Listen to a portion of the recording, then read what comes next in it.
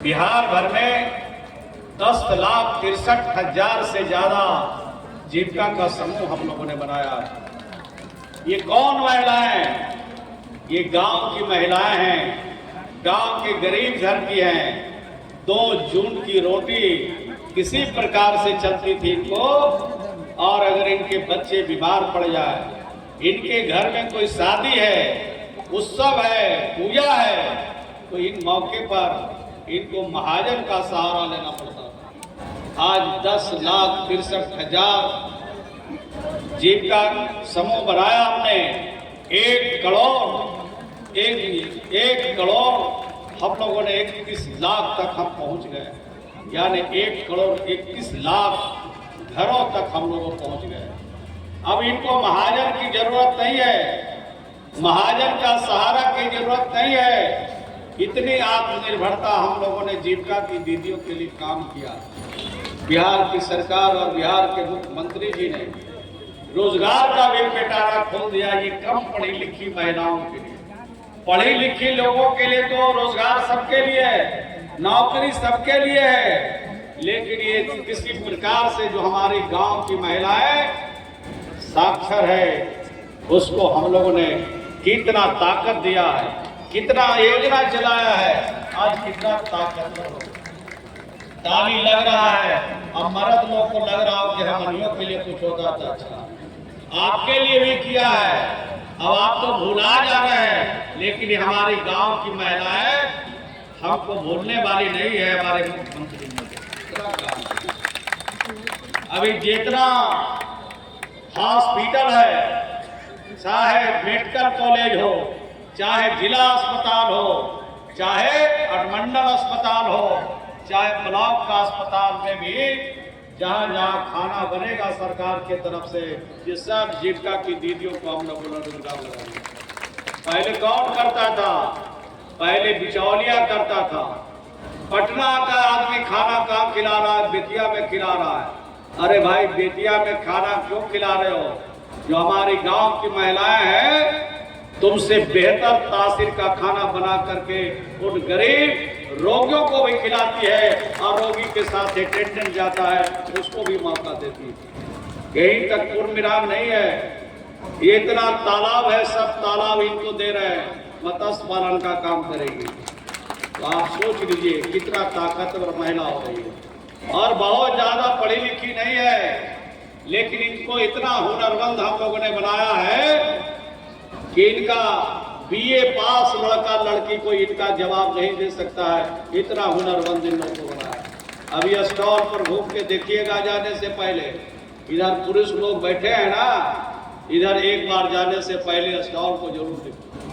हमारी गांव के महिलाएं किसी भी 5 स्टार से, हाँ किसी भी 5 स्टार के होटल में जो रसगुल्ला बनता है, जो मिठाई बनती है, उससे बेहतर मिठाई हमारे गांव की महिलाएं बनाई है। आज यहाँ पर हमने देखा है कि जो सामान लोगों के लिए जरूरी है, ये तो अभी एक झांकी था, इससे भी बड़ा अभी आएंगे दिसंबर में, तो बड़ा दिखाएंगे कि किस तरह से जीविका की दीदियां काम कर रही हैं। तो हम लोग बेहतर काम कर रहे हैं, हम तो महिलाओं को आगे बढ़ा रहे हैं। ये महिलाएं हमारी, जिनके पति का निधन हो जाता था, गरीब आदमी है, 2 जून की रोटी नहीं चल सकती है, 2 बच्चे उनके पास, उसके लिए 27 जीविकोपार्जन योजना हमने चलाया। आज बिहार भर में 1,02,000 से ज्यादा वैसी महिला जो दर दर की ठोकर खा करके जिंदगी लीला को समाप्त कर सकते थे, उनको भी 2 लाख रुपया दे करके उनको हुनरमंद बनाया और उनको रोजगार की श्रेणी में खड़ा किया। तो हम लोग तो काम कर रहे हैं, हम लोग तो बेहतर परिणाम दे रहे हैं। तो सरदार पटेल क्या चाहते थे?